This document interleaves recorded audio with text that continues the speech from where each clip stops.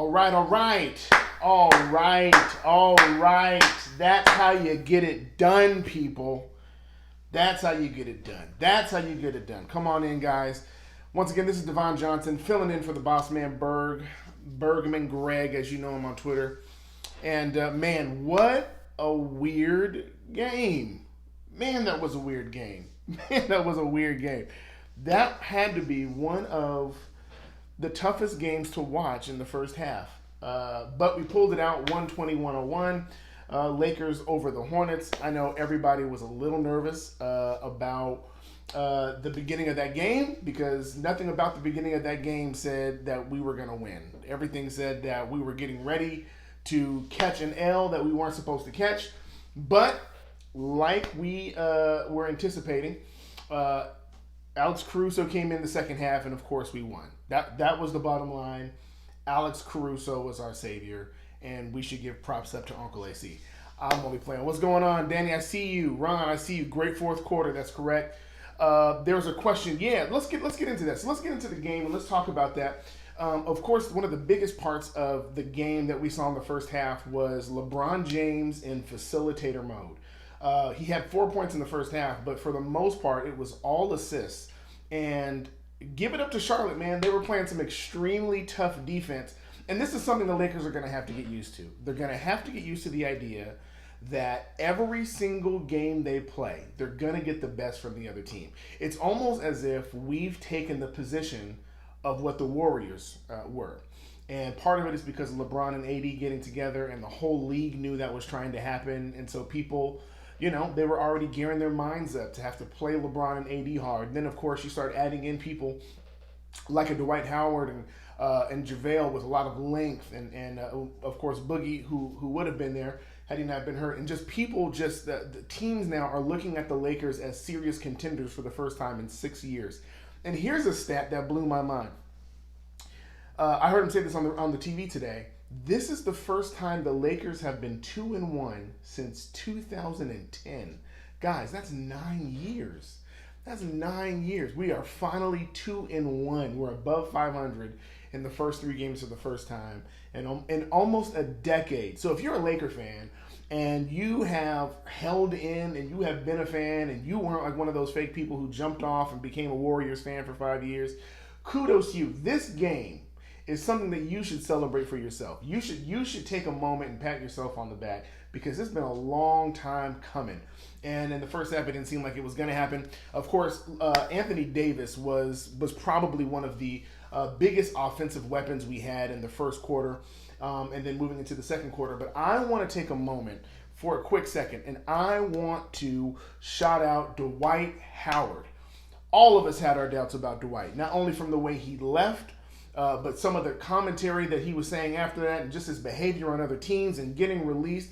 But when we're watching tonight's game, let this be a testament to Dwight's work ethic. Let it be to his turnaround. If there was ever a doubt about him making a turnaround, we are seeing right now the truth about who Dwight is right now. There are no more questions about it. He's serious about it. There was even a moment where you saw the crowd embrace him. He got one of his third block, and the people were coming in, man, and there he was chanting on the crowd, and that is exactly the Dwight that we need. That's exactly the Dwight that we need. And if you noticed, in the last game, Frank Vogel made a comment in the post game saying that we didn't really need Dwight to do anything offensively. We just needed him to do the blocking and making sure that he was a physical presence in the paint. And this game, there were just moments where Dwight Howard had to become the offensive weapon late in the shot clock. And you saw him use his post moves. And we forget that Dwight was an offensive weapon early in his career. And to be able to see him come off the bench and be able to utilize just even flashes of that and then get his energy back. And there was one play that he had that just, literally blew my mind. He had, if you guys remember, he went up and he got this dunk and he got super hyped, and then he sprinted all the way down the court and almost got a block on a layup that was in the paint. That's the type of hustle that we need. Unfortunately, for whatever reason, in the first half, the energy just wasn't there. Some players had it, but for the most part, I don't know if it was just they didn't take the team seriously, or if people were just tired. But whatever the case may be, it literally was not It just wasn't good. It wasn't a good effort. And shout out to halftime adjustments. And it could be Frank Vogel and the coaching staff that said something during the halftime, or it could have just been that the players woke up and decided they wanted to make a statement. But whatever happened when they came out in that second half, it was a completely different game after that. And that's when you saw the Lakers pull away, of course, by double digits in that time. One of the big key factors in the game, if you were watching, was the defensive effort from the bench. The starters did great, but the bench literally made some plays. Alex Caruso making steals, and of course you had other guys who were doing things, hitting shots. Quinn Cook was moving off ball. One thing we are noticing with Quinn Cook is that he is much better off ball than he is handling the ball. And so this is something that Frank Vogel is going to have to really experiment with, is to find a good ball handler who is able to handle that, and then place good shooters around. And then if you also saw in the first half, you saw the staggering happen between AD and LeBron, where Vogel was essentially having one in and one out at all times. And the offense looked completely different. When LeBron was in, it was much more facilitating. When AD was in, it was much more post-up play. And again, AD is still, for whatever reason, he seems to be struggling with his jump shot. And he hit a couple of shots, of course, from three tonight. The man was magic. And it was great to see him shooting threes. But even the simple stuff inside the mid-range, where he's normally, for the most part of his career, he's been great in the mid-range area. It's just, for whatever reason, has not been hitting since he's been in that Laker uniform. Maybe it's the change in number. Maybe it's the scenery. One of the things to point out from a defensive standpoint was that we were getting consistently beat by the Hornets on the perimeter shots. Man, it was just perimeter shots were just falling for them. The first half, they were really beating us by the three, and it's the one place where our length really doesn't help us as much. Is that when we are camped out in the paint and we're waiting for point guards to come around on the screen and meet them in the middle, we do great. But when it comes out to the perimeter defense, we really need a Danny Green and I can't believe I'm saying this, but even a Caldwell Pope to run off those screens, run off those 3-point shooters, stick with it on the chase when it comes down on those screens. And watching KCP tonight, man, he finally scored his first bucket. Let's give it up for my man. Finally gets his first bucket. I don't know what's been going on with KCP, but for the most part, tonight he contributed. That's what we can say. He didn't have a great game. He still made some questionable plays, as KCP will always do. But he did contribute to the game today, not only defensively, but throwing some offensive points as well. Let's see what we got going on here. Let's see. Oh, Ray, Big Dev. Yeah, man. It says that AD left the game early with an apparent injury. Yeah, so if you were watching the game on Spectrum Sportsnet, you actually saw him grab his shoulder as they were going to a commercial break. If you guys noticed, when he was going up to do the dunk and he got stuffed by the rim, he laughed, but when he was going back to the bench, you saw him grab his shoulder a little bit. It doesn't look like it's going to be too serious because he didn't seem like he was in a lot of pain. So it would seem like it was more precautionary, but don't be surprised if they hold him out of a game, because they are thinking about long-term with AD. Once again, this is something different for us. This is something different for us Laker fans. We are looking not only at the playoffs, but we're looking long-term in the Western Conference Finals and, of course, the Finals. And prayerfully, we're in the championship conversation. But with that being said, they're going to be very, very, very careful with AD, who has been injury prone in his career. Let's just be honest. And with LeBron James being so late in his career, just expect them to take extra precautions with that. But it could be good. This could be, if they do hold out AD, it would be good to see if Kuz could come back. I doubt that'll happen. Even though he's looking great and they're saying he's going to come back, it's great to see that. But AD right now, let's just wait and see what's going to happen. I'm sure we're going to hear something probably tomorrow. They probably won't give us too much tonight. You know how they do that. Injury is to his shoulder, sounds like that's correct. Let's see here. Al's Acoustic. Dwight is our enforcer. Yes, man. Dwight. I can't believe I'm saying this. Dwight is our enforcer. And what's good is this. I'm glad he's not starting. Because whatever this motivation that Dwight has to prove himself in this season, it does well for the bench.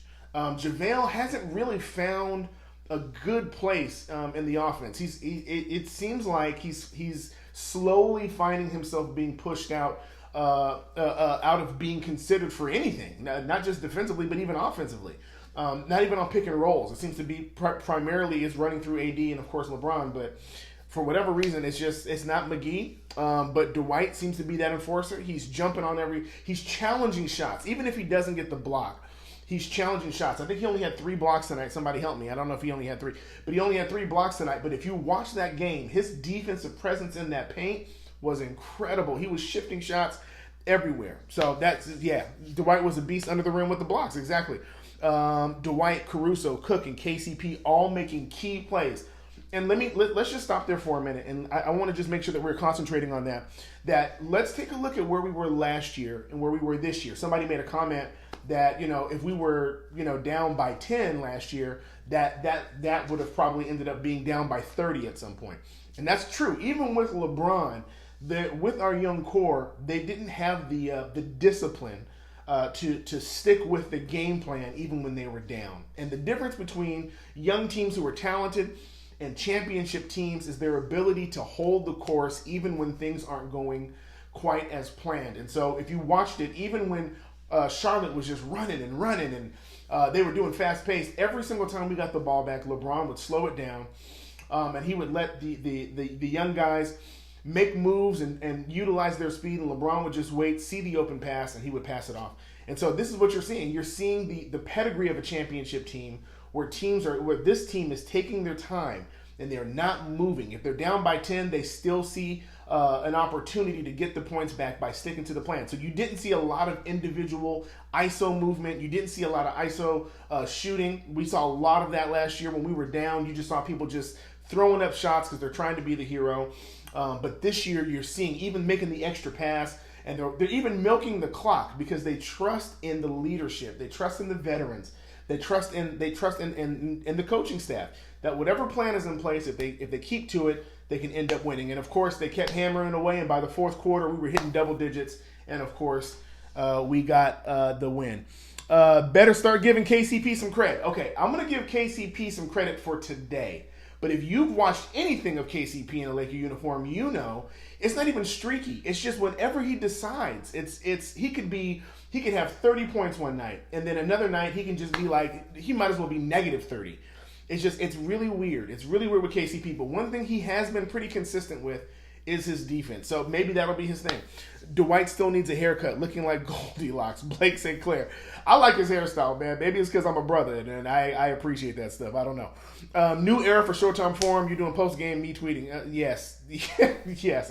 I'm only filling in for Greg. If you guys are looking for Greg, I'm just filling in for my man. There's not a permanent change.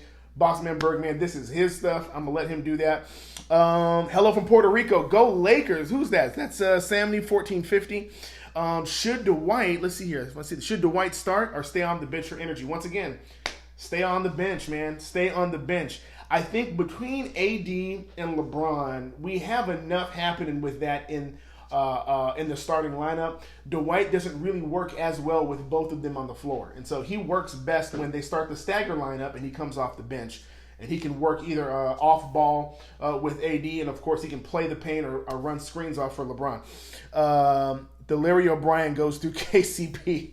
I don't think so. I think the Larry O'Brien's going to be just fine without him.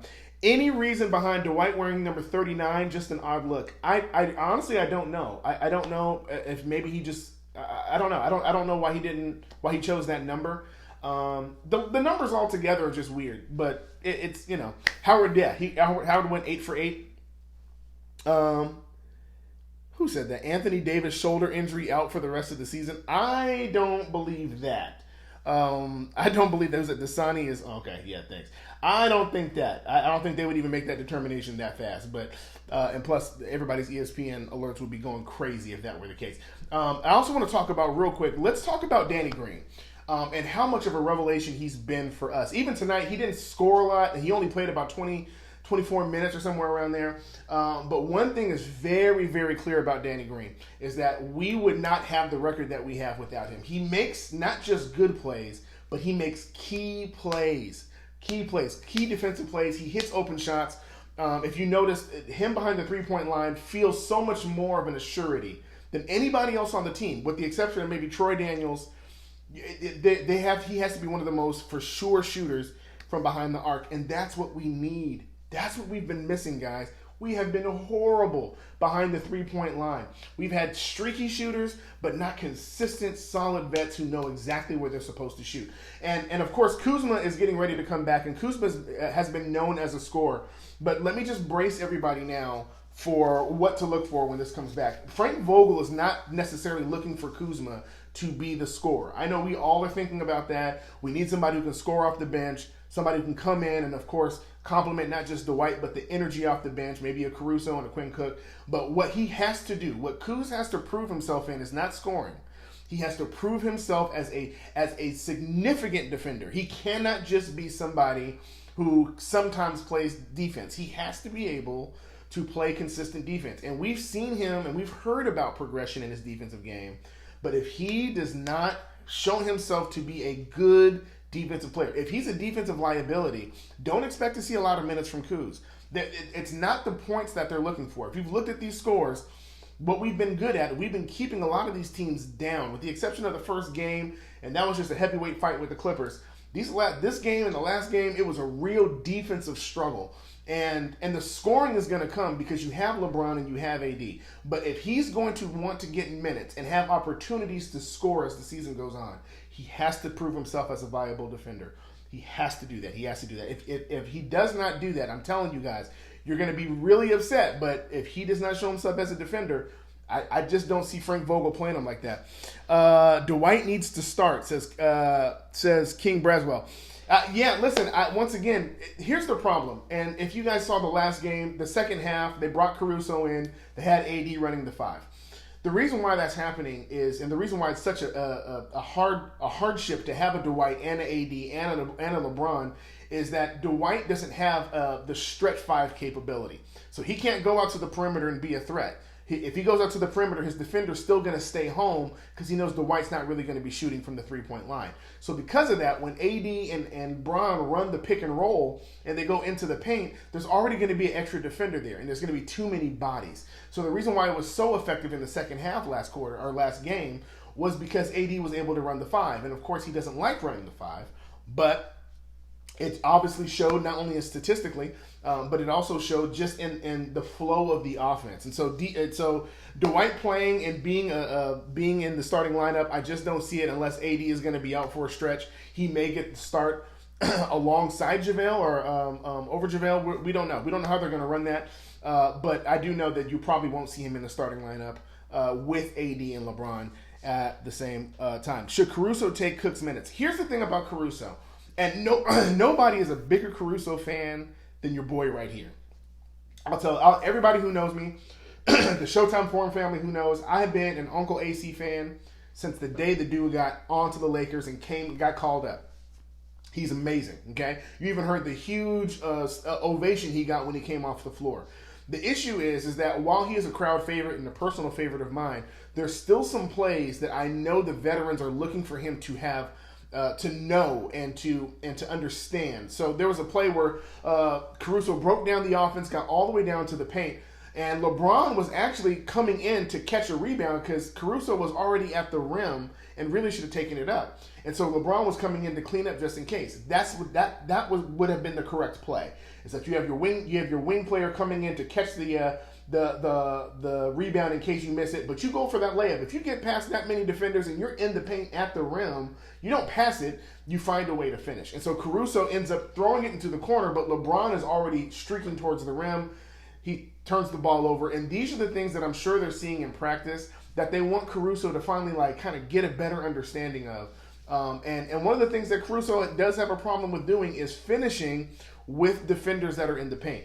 He had an amazing dunk, and for the first time in a long time, I saw him turn around and yell, seeing some emotion from a man, AC, but he still needs to be able to make the simple and the smart plays. That's what's going to keep him in the league. It's not going to be necessarily his hustle, which is great, but being able to hustle and make the right play consistently and or finish at the rim is going to be the difference maker. And if you guys are noticing, when Golden State came in as a championship team for that run that they had, 3-point shooting was at a premium. But last year, when Kawhi came in on the Raptors and took out the Warriors, even though they were injured. He did it by the mid-range game. So you're going to see a lot of teams still relying on that three-point game, but I promise you, if teams don't master how to be able to finish at the rim and utilize the mid-range game, you're just not going to. It's not going to be a three-point shooting team that's going to make that championship. The reason, if the Clippers end up getting to the Western Conference Finals, it's not going to be so much because of the three-point shooting. It's going to be because of the way they finish at the rim and the mid-range shooting. So everybody has to be able to do that.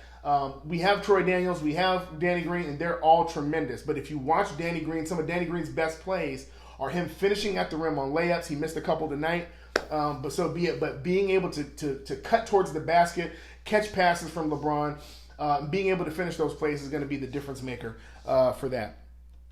Testing 1, 2, 3. Just admitted AC is Bergman in disguise. No, it's really weird. Me and Greg do not see the same on Alex Caruso. Greg sees Alex Caruso. If you saw the last live stream, he said he's like a NBA 2K20 my player that like hasn't like leveled up yet. I don't see Caruso like that. I see Caruso much more like he is a legit NBA player who in the next couple of years could be on a starting lineup if he continues to grow. All right, let's see what else we got here. Let's see here. It was the foul slowing the game. So this is the thing. Yeah, that's from Alsa Acoustic again. So here's the thing. Across the league, for whatever reason, there is a tremendous amount of fouls being called. And if you watched the game tonight, then you saw it was a whistle. It felt like almost every other play there was a whistle. And while that could work in your favor and may not work in your favor, there's a lot of times where these whistles just don't need to be called. And I'm really not sure what the purpose of the challenge is when clearly the challenge is not really doing anything. I haven't really seen that many overturns. But what's key is this, is that if teams can learn how to defend and not foul, it would be great. The problem is that we don't know what the refs are going to call on any given night. There was a play where AD got mixed up with I forget his name, the other center for the Hornets, and AD cut his eye. Now when we all watched the replay, it was very, very clear. He fouled AD first. AD was trying to grab his face and ended up swinging his elbow and hitting the guy. So it was very clear. I mean, in the first 10 seconds of watching the video, and let's just give him 30 seconds saying you watched that same video 3 times, you got the answer. But they literally they deliberated at the camera at the TV set for like 3 minutes, 4 minutes, which is just way too long. It's just way too long for the obvious, and for whatever reason they're calling way too many fouls. And what I love, if you're a real Lakers fan, then you remember when we had tough nosed. There's no real foul unless you bleeding. That's that kind of basketball. Would really benefit the Lakers, especially with their tough, tenacious defense with an A.B. Bradley and of course AD in the middle, and of course Dwight. But they were calling fouls that were so ticky-tack that it made the game so much longer than it should have been.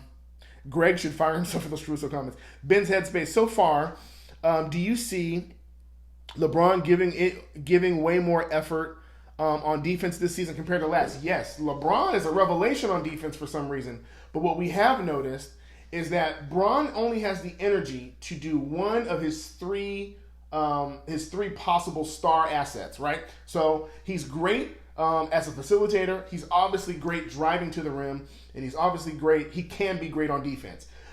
In his prime, he would do all 3. He would be able to drive to the paint. He'd be able to facilitate and play defense all in the same game. But what we're seeing is, like the first game with the Clippers, he was chasing down blocks, running through screens.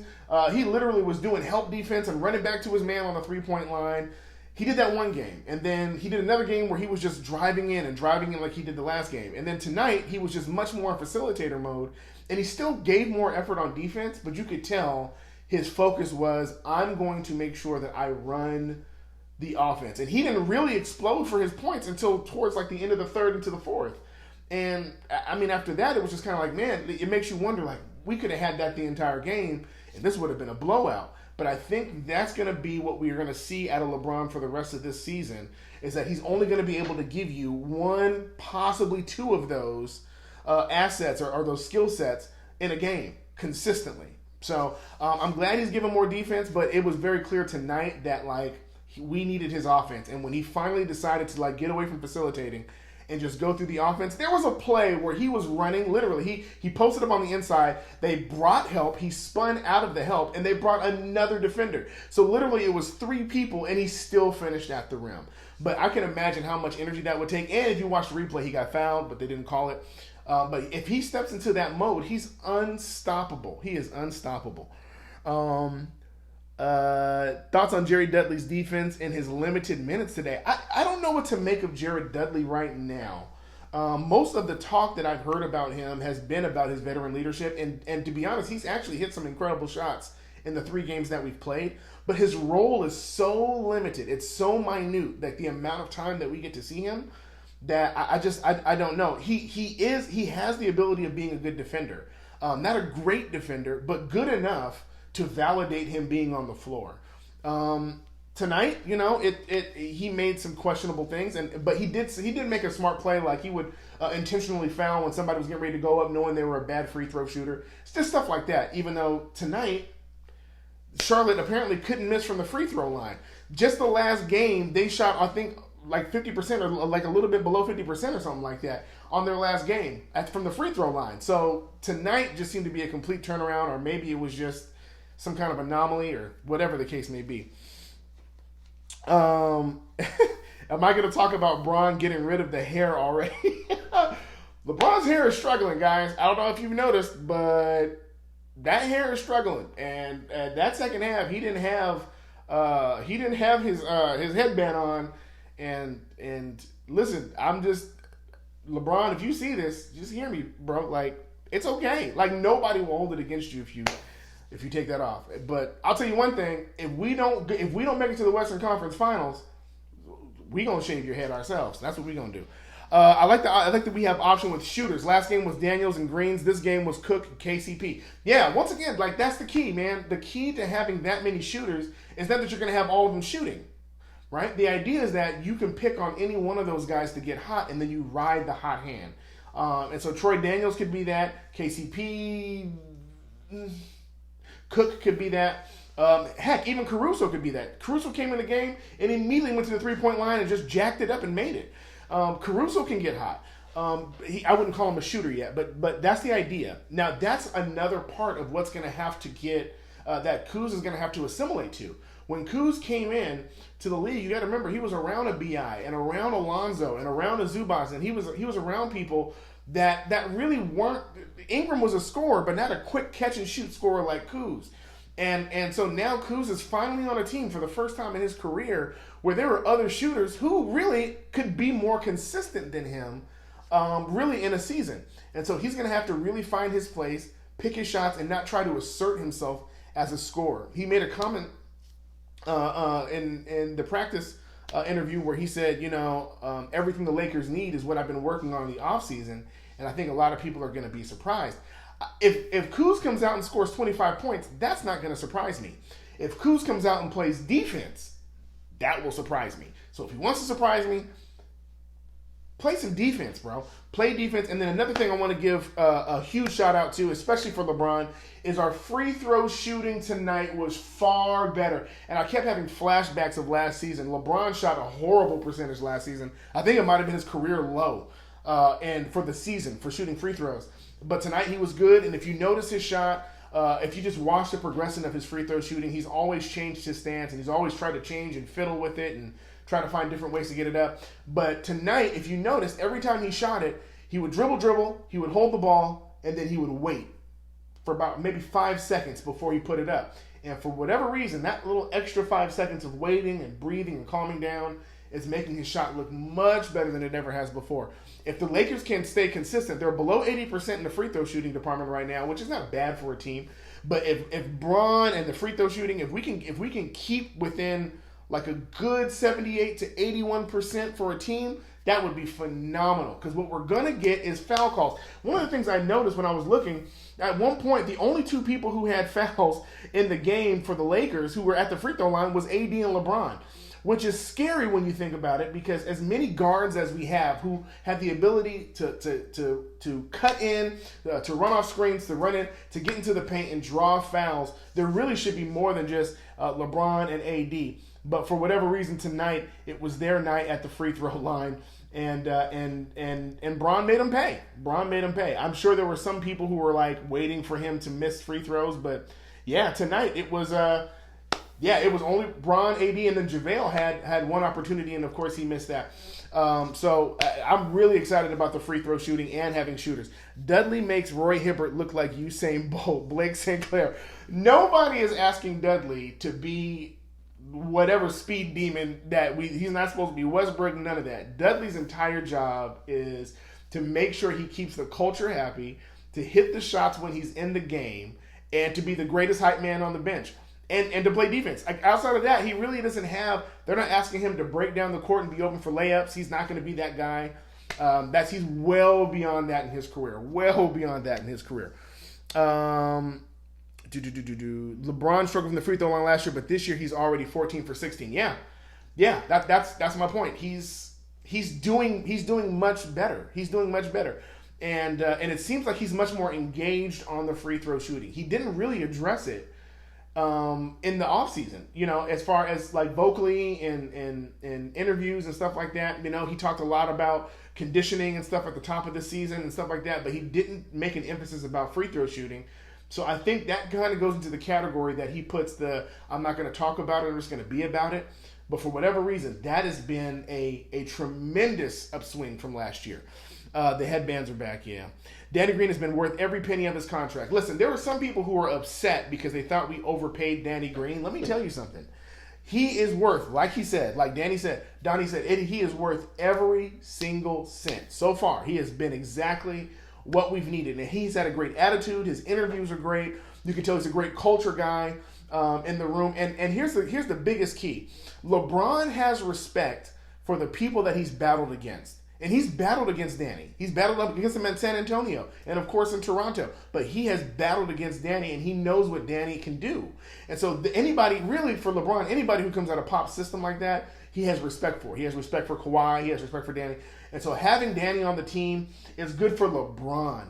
Like, LeBron doesn't feel like he has to carry the load because he can go a whole half and only score 4 points and know that Danny Green's going to pick it up on the other end. Dudley is the man. I'm still trying to win his free tickets. Yeah. Caruso and Braun need to become the ball head bros. Ben's that space. Let's see here. Do you think we will see more games like this where Braun facilitates more first than aggressive second half? No, I don't think so. I think you'll see some, but I don't think it's going to be a trend. I think the way Frank Vogel seems to be playing his lineups is literally based upon the team. Whatever the team is and whatever package he thinks is going to fit is the way he's gonna work it. I think LeBron still has jurisdiction on the court, but I think he's already had conversations with LeBron about what the plan is against this team. And what's good for Frank Vogel having a LeBron, this is different than when he had Paul George. Being able to tell LeBron to do certain things, it's more than just I need you to shoot a certain way, I need you to shoot a certain amount of shots tonight, or I need you to defend better. Like, it's not that. He can literally control the whole flow of the court. The entire flow of the court. And so I don't know. They haven't talked about that. But what I've seen is that the differences that we've had with LeBron has also mirrored a lot of different lineups that we've seen. So tonight we saw some weird lineups. It was a couple of tweaks that he made. Like Caruso last game coming off the bench in the second half and saying, I need to pull the five out. AD, I need you to play the five. Caruso's coming in. And then Braun, you're able to play off ball. Like, that's the kind of weapon you're going to see. So I think what's going to end up happening, though, is as we see these teams again, right? We start playing these teams again, you might see a little bit more switching up, but I think it's going to be per team basis right now. I think the starting lineup's pretty set. I don't see that really changing. I think Bradley, Green, McGee, Davis, and James is probably going to be the starting lineup, with the exception of a couple of times. When Rondo comes back, that's where everything's going to get kind of weird. And let's talk about Rondo real quick. Yeah. LeBron facilitates to save his body for the playoffs. Let's talk about that for a minute. Rondo is gonna come back soon, at some point. And I know there's been a lot of chatter, especially in the Showtime Forum Twitter feed, about trading Rondo, trading KCP, right? And December, I mean, it sounds crazy, but we're about to be in November this week. And then next month is like right around the corner.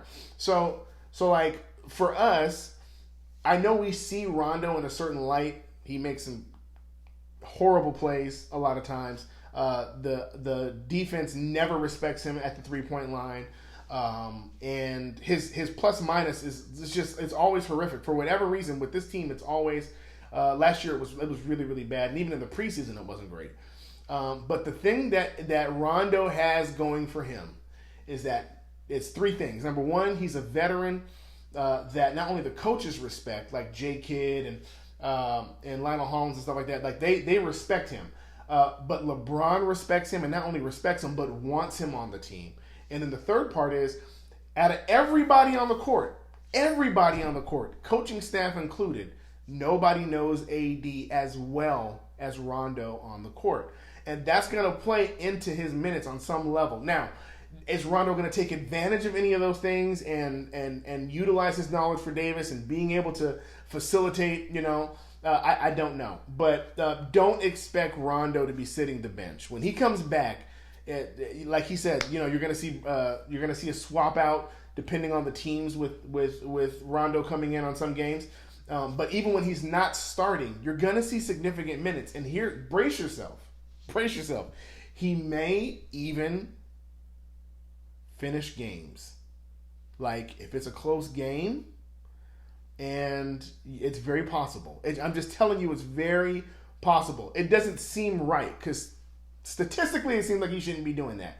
But it's very possible you could see in the last 6 minutes of a game, a Bron, an AD, a Danny Green, a Rondo. Like, it's very possible you'll see that. So prepare yourselves, people. Prepare yourselves. And here's the thing: let's send a spirit bomb his way. Let's just hope that this new winning mentality, this team ball effort, these veterans playing on minimum contracts, playing for their lives, let's hope all that rubs off on him and he plays out of his mind. Let's hope we see a resurgence of facilitating Rondo. Who knows?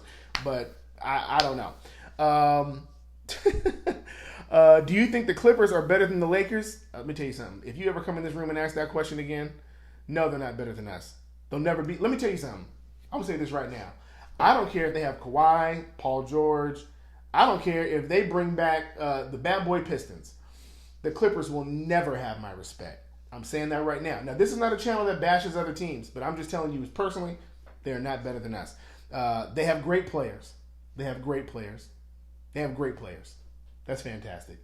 But let's just say that we went toe-to-toe with them, and they've been with their team for about a year, 2 years, and we're still figuring ourselves out. If we meet on a 7-game turf in the Western Conference Finals, it's a wrap.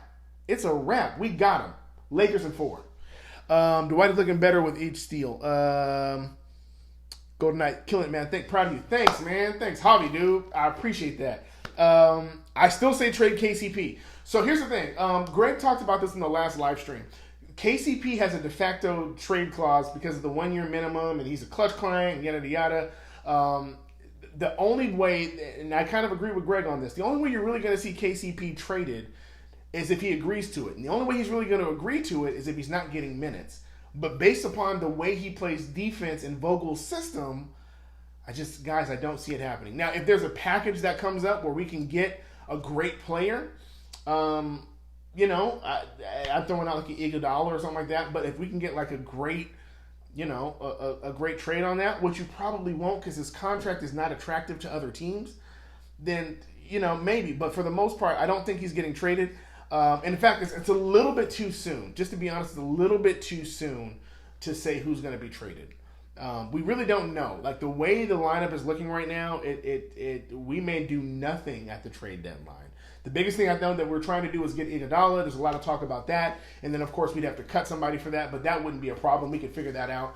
But who knows, man? We don't really know what's going to happen. They got smoked by the Suns. I wouldn't say smoked. That's not. I don't know if I'd say that.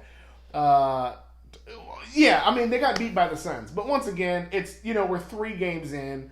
If we would have lost tonight, let's just throw it up there and say KCP would have shot all the shots and we lost tonight.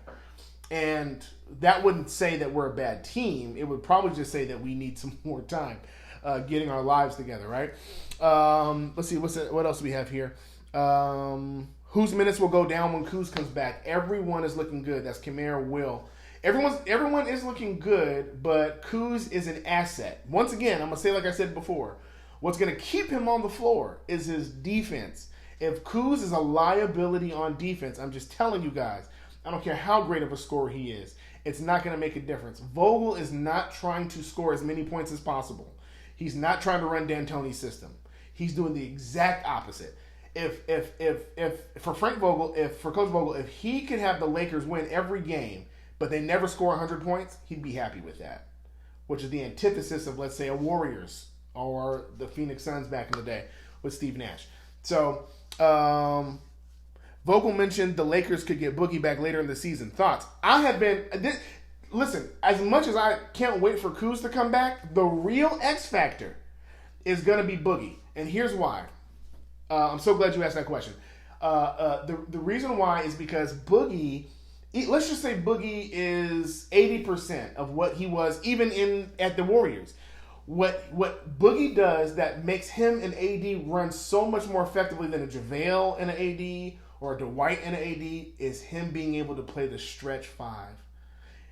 Boogie can play the stretch. Not only can Boogie play the stretch, he also has incredible passing skills. Now, he suffers on the defensive end, and he suffers on the rebound. But that means that you would have 3 bigs, not counting Anthony Davis. You would have Dwight, who is energy and passion with defense and blocks and rebounds. You have JaVale, who is technically good with lobs and pick and rolls. And then you'd have Boogie, who's able to stretch the defense. So if you can imagine having Boogie in the playoffs, and let's just say the Western Conference Finals, let's say we're going back to the same game we played with the Clippers, but now you have a stretch 5. Montrezl Harrell, Zubac, now you have somebody who pulls them out. And when they're pulled out, that lets AD and Bron go directly to work. And I don't care how many mid-range shots Kawhi hits and how great his hands are, he's not going to be able to keep that up. And then you pair that in with like Iguodala who could possibly be there playing defense and allowing. So that means that now you can stretch the 5 out and you have help defense with Iggy on the perimeter and being able to drive people in. I'm telling you, man, Boogie coming back would be amazing. Now, with all that said, I don't see it happening. I want it. I want it really bad. But I'm putting him almost in the same category as Clay, where it's like, it's better for us not to get our hopes up about that. And if he does come back, then it's a plus. But not try to bank on that. One thing you don't want to do either is you don't want to rush him back. With so many injuries back to back, the last thing you want to do is rush him back. So, could he be back? I don't know. I mean, they're showing him a Lakers practice. What I love seeing is him showing up to the games. He's active in the huddles. He's like I love seeing that. And he knows he's not coming back anytime soon. And he's still engaged. I think for him, that's a great sign that he has not lost his mentality. Because outside of the injuries, most of us were concerned because that's back-to-back season-ending injuries for this guy. And nobody has trained harder, worked harder than this guy. And so a lot of us were worried, like, would he even have the mindset to come back in? Is he crushed after that? And from all accounts, it looks like he's still tapped in and still ready to go. I agree. It's Kuzma playing defense that is the key. Big question on Cruz. I think defense is in the heart. Yeah. If Iguodala suddenly comes available, who are the Lakers cutting? I think it's tougher than it seems. Yeah, it is going to be tougher. Let's just say Iguodala got cut today, and we had to make a cut right now. I'll tell you this. I don't know who's going to be cut, but somebody would be cut. It would not be a situation where we go, oh man, Iggy, I think we're better without you. I don't think it'll be that. I don't think it'll be that at all. I think at the end of the day, we know that defense is going to be how we're going to get to the finals. And Iggy is known for his hands, man.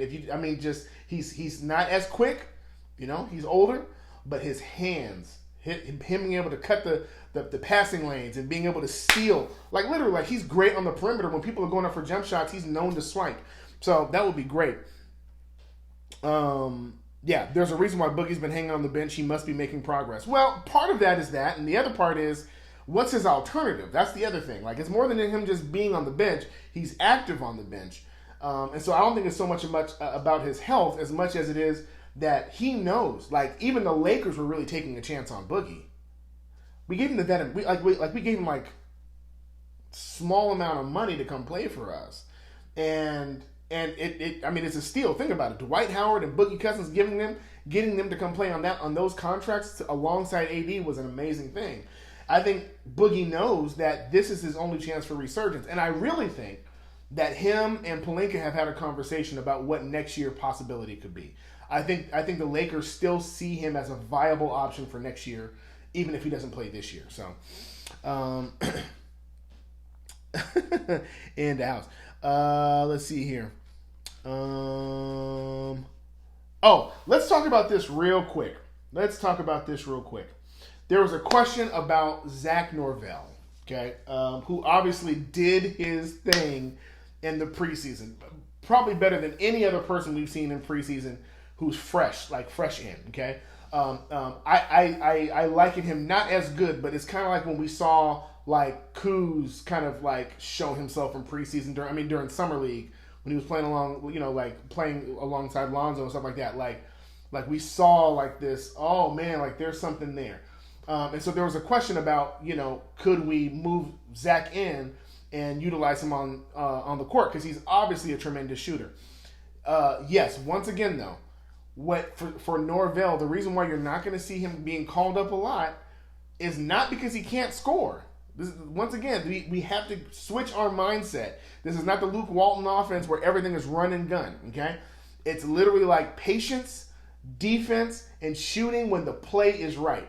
When you're open, when you've ran through all your options, it's almost like a quarterback running through progressions. That's the way Frank Vogel views offense. But defense is where he wants all the energy. And off of your defense, you'll be able to get your offense. Caruso got the dunk because he got the steal. And that's the way Frank Vogel's going to run that offense. So people like Norvell, you're not going to see a lot of them. Even Troy Daniels. A lot of people were asking why Troy Daniels doesn't get a lot more looks. Is because Troy has been doing much better on defense, but that's not what he's known for. He's known for shooting, which they when they need it, they'll put him in. But when they know they're in a grind and they're fighting against the Clippers, they're fighting against whoever, they're going to need defenders on the court, which is why Avery Bradley has been so great. He has kind of cooled off a little bit, but he's still viable, and I think teams still know that. Do you think Kuz starts or comes off the bench? Kuz is coming off the bench. That's not changing. View Kuz as like a Lamar Odom or view him in that role. View him like a Lou Williams in that sense. Not just like a shooter, but somebody who obviously has starting potential, but is definitely much more efficient on the bench.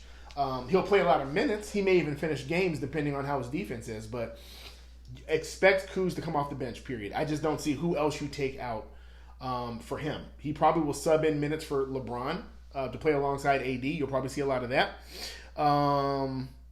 Let's see. Do you think Lakers should go after a point guard to get LeBron off the ball more? No. I don't think we need another point guard. I think the days of saying point guard, small forward, power forward, I think those days are gone. I think you call it by number when you say play the five, and all that really means is you're the only big on the floor. But for the most part, like, it's not about point guards. It's going to be more about ball handlers, and they have those. They have somewhat of Caruso. And once again, they are expecting Rondo to be that ball handler. That's why he's going to be swapped in and out of the starting lineup, because they see him as a ball handler to help LeBron. So I don't think they're going to go get a point guard. I think the last thing they need are guards right now. I think what they need are defense. They need defense right now more than they need somebody to run the offense. I like Jackson. He is a Bulldog. Yeah, Jackson has some real potential, man. He has some real potential. He is a Bulldog. He made some very silly mistakes in the preseason. But he's young. He's young. He's energetic. And you can tell he's hungry, man. He is hungry. So what I want to bring up also as well is this. I want to point out, I just want to read to you these minutes, okay? I want to read to you these minutes. Troy Daniels only played 12 minutes tonight. And I know we talked a lot about KCP, but KCP only played 18. Really, outside of the people who came in garbage time, and JaVale, they were they were the only ones sub 20 minutes, right? So Troy Daniels, KCP, and JaVale all played sub 20 minutes. Okay, everybody else, with the exception of like the Carusos and stuff, who only get thrown in when it's whenever. But for the most part, they think about that. Troy Daniels and KCP basically played less than 20 minutes, and one plays a tremendous amount of defense and can barely shoot, and one can shoot really well and kind of plays defense, and they both kind of staggered on their minutes sub 20. So what's the difference between them and, let's say, a Quinn Cook or an Anthony Davis or LeBron James? You have to be a ball handler, right? Which they're trusting Quinn Cook to be right now, which he really shouldn't be, but they're trusting him to be that. Or you have to be able to play defense and offense, right? So Quinn Cook so Avery Bradley had 8 points, but he played 27 minutes. Why would you have somebody who only scores 8 points play 27 minutes? He played more minutes than Danny Green. Why? Because he was hustling on defense, running through screens. That is going to be the pedigree. I'm just telling you guys. I don't know how else to put it. Where can I watch the Showtime report? You can watch the Showtime report on YouTube. You can search Showtime Forum. It'll be happening every Friday at 12 noon. That'll be my space. That's where I'm going to live, and this is going to be where Bergman lives. All right. Any other questions here? Oh, so let's do this. Let's look. I want to talk about this because our schedule gets really opportunistic for us moving forward. For us. So when we talk about the minutes and the staggering and stuff like that, we talk about LeBron and AD. What we really should be paying attention to is what does the schedule look like. You will probably see changes in the lineup more based upon resting people. Okay, more based upon resting people than anything else. More probably as much as injury, but he's going to be resting people. Okay, he's going to be resting people. As you can see, he's not rushing anybody back. Vogel's not rushing anybody back from injury because he's thinking about the long-term play. So as these games come up, just remind yourself, like if you see us play a really great game and you see somebody playing really great defensively and you look at the next game and they're not playing as many minutes and you're going, I don't understand. They did so great the last game. They're probably making a change to facilitate more towards the long term. So you may not see Dwight play back-to-back games a lot. You may not, because they want to keep that same energy he got right now in Game 3. They want to see it in Game 82. And so like right now we have let's see here. The next game we have is against the Memphis Grizzlies. If you watch the game tonight, let me tell you something. Ja Morant is the real deal. Okay, the boy went toe to toe. He went toe to toe with Kyrie. Okay, so we're gonna be playing that. So when you look at the lineup now, and you look forward to the Memphis Grizzly game. You want to start thinking about that. We are playing at home, but now you're talking about a young, athletic, fresh guard. So what's going to be more important? Is it going to be important now to have just AD playing the 5, or is it better to have more length in the paint? And these are the things that give us the versatility, right? So now you have a quick cutting guard who's known to get to the basket and finish at the basket, who's not afraid of going on the inside and getting contact. That's where you're going to need your length. So you're probably going to see a lot of Dwight and AD, a lot of JaVale and AD playing together. You're probably not going to see AD playing the 5 by himself because that leaves them open, right? That leaves them open. So they're going to be defensive minded. So think about that.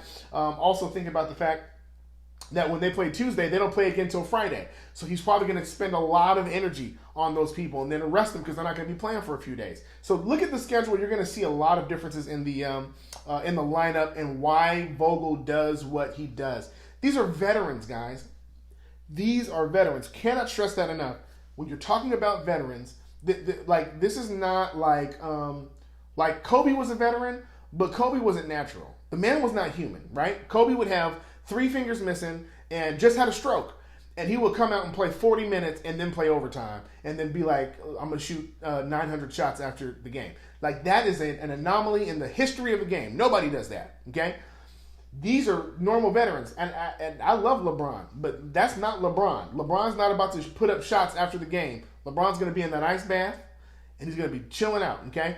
So the way Vogel utilizes these moments and plays people in games and utilizes this roster structure, He's going to rely on other people to become the enforcer, which is why LeBron can score 4 points in the first half and we still win by double digits, right?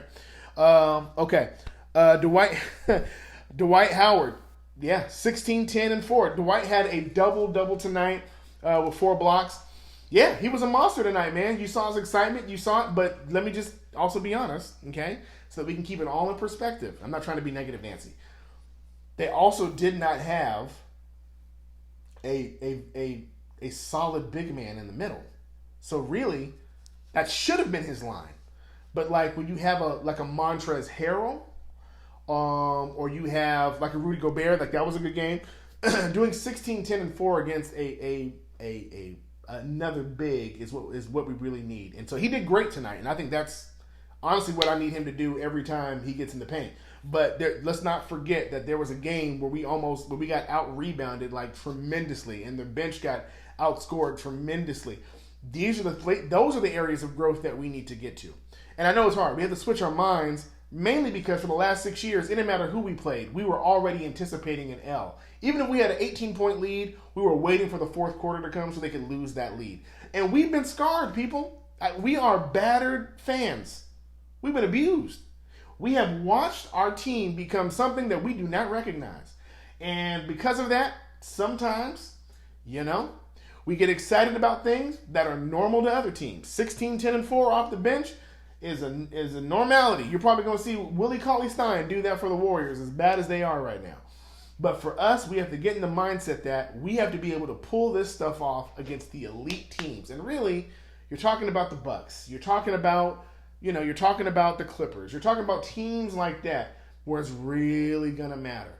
Because 16, 10, and 4 against whatever old boy, I can't even think of the guy's name. What was the guy? It doesn't even matter what his name. It doesn't matter what his name was. Anthony Davis was surprised with the hurt shoulder question during interview. He's fine.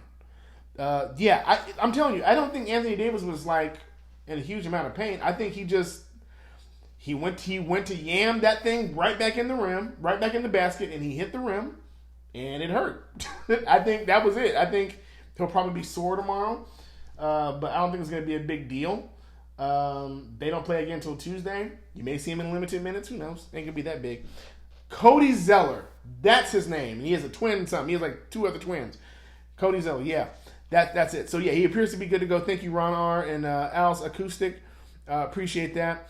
So that's about it. I'm going to take a couple more questions, and then we normally would have Instagram up, but this is the Instagram phone, and I haven't used this phone in so long that it's on iOS 9. So I couldn't get it to go. Anyway, last few questions. Are there any more questions here?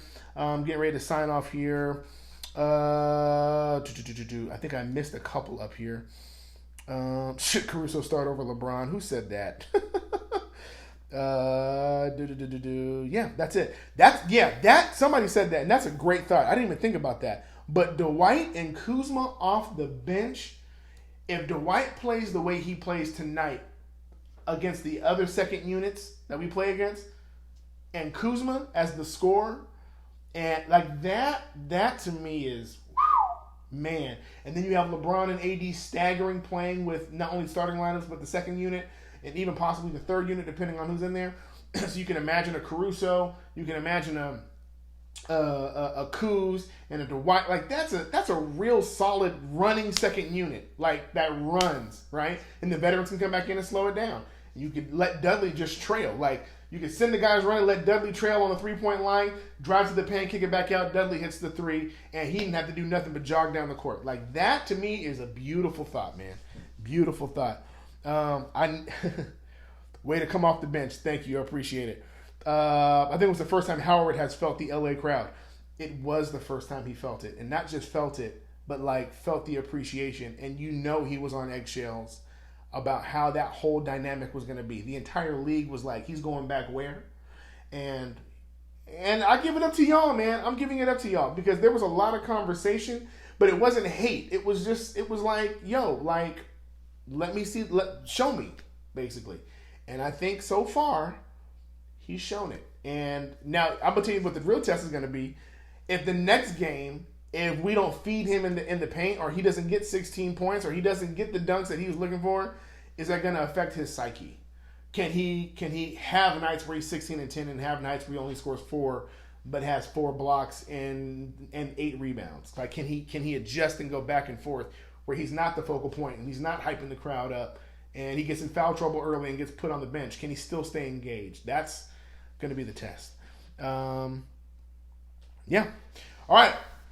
Yeah, that's a starting unit on another team. Like, no joke. That's a legit starting lineup. If you had a Dwight Howard, I mean, it's crazy as it sounds. You have a Dwight Howard and you have a Kuzma, and you can make an actual lineup secondarily off of that. And you hadn't even touched like the Troy Daniels. You didn't even touch none of that stuff. So we'll see where it goes. Listen, guys, I'm gonna call it because it's been an hour, and I think I was only supposed to do an hour. I appreciate you guys, man.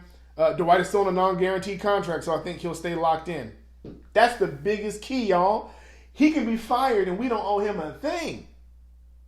Now, with that being said, I think a lot of this is just him just trying to make sure he proves to people that he's still able to be in the league.